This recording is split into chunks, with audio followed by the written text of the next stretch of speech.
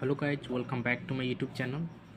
In this video we are going to talk about the decay of free charge in conductor. Okay, so suppose you have a conductor, alright, and it has free charge, right? So by any process, suppose it gets a free charge, then in the conductor and inside the conductor the free charge does not remain there, it just come on the surface in a very short time, alright, uh, in a very short time. So why does this happen? I will tell you the reason later, but in this video first of all let's derive the equation that actually tells us in what fractions of time it decays. Okay, so for the conductor, we can write del dot E. This is a first Maxwell's equation. Del dot E is equal to rho up by epsilon, not epsilon naught, because this is a medium, and since this is a free charge, so we can put the subscript f.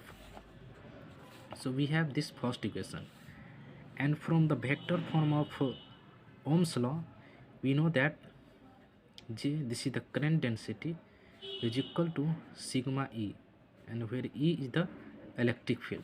So we have this second equation, and we also need third equation, and that is the equation of continuity. And the equation of continuity is del dot J is equal to minus del rho f, it's also rho f divided by del T. So by combining these third equations and solving further, we will get the final equation that we want to relate the decay of free charge. Okay, so here as you can see, this can be replaced, this J can be replaced with sigma E. So del dot sigma E is equal to minus del rho f by del T. Alright, and sigma is a constant. We assume this sigma to be constant for the given conductor. So sigma can be taken outside, and so we have del dot E is equal to minus del rho f by del T. Okay, and now from equation first you can replace this with rho f by epsilon. So you have sigma times rho f by epsilon, and on the RHS we have a delta rho f by del T. Alright, and now by rearranging the terms, we have del rho f d rho f by dt is equal to there was some little mistake. So d rho f by this rho f is equal to sigma by epsilon naught dt. Okay, so if you integrate it, then suppose that at time t equal to 0 in this conductor the free charge is rho naught, and at time t equal to t the free charge is rho. Okay, so if you integrate it, it will be minus ln rho f. The limit runs from rho 0 to rho, and on the RHS we have sigma upon epsilon naught t. Okay, we bring this negative sign to the RHS, and so on the LHS we will have ln rho by rho naught, and we have sigma by epsilon naught t. By solving this, if you bring this ln to this side, so we will have rho is equal to rho naught e raised to the power minus sigma by epsilon naught into t. So this is the equation we are trying to derive. This is the free charge at any time t, and this is the free time at time t equal to 0.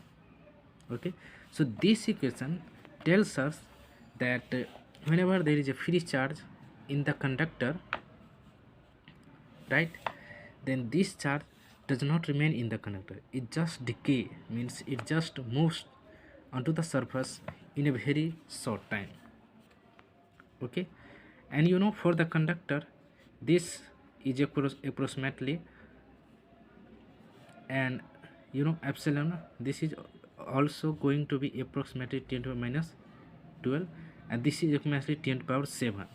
So in the conductor, and remember that if you take time t is equal to epsilon by sigma, so we have rho is equal to rho naught, and E is equal to, if you put sigma by and epsilon by sigma, then no, this gets cancelled, and so you have rho naught by E. Okay, and that means 0 point, it comes out to be approximately, it comes out to be 0.37 rho naught. So in this time t equal to epsilon by sigma, the charge decays to 0.3, means 37% of the initial value of charge. Okay, and this time is very small, on the order of into 10 to the power minus 19 second.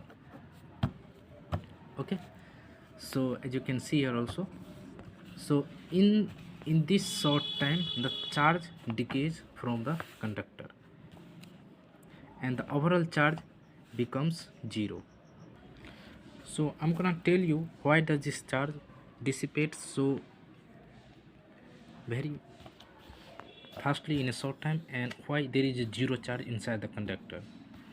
The reason is that inside the conductor the electric field is 0, the electrostatic field is always 0, and hence from the Gauss law, you know, from the Gauss law, which states that if you take the flux of the electric field to the surface, then this is equal to the charge in coulomb by the surface divided by epsilon naught. So if this electric field is 0, then charge has to be 0. And any situation from any process, if you put charge inside the conductor, then this actually comes over the surface, as I have already told you, in a very short time. Okay, just to follow this condition for the electrostatic nature of the conductor, since the electric field is 0, the net electric field is 0, the charge has to be 0. That's the constraint for the decay of free charge. Okay, so the conductor is constrained not to have any net charge inside it. Okay, so you can take a screenshot just to revise it and to derive it by yourself. Thank you.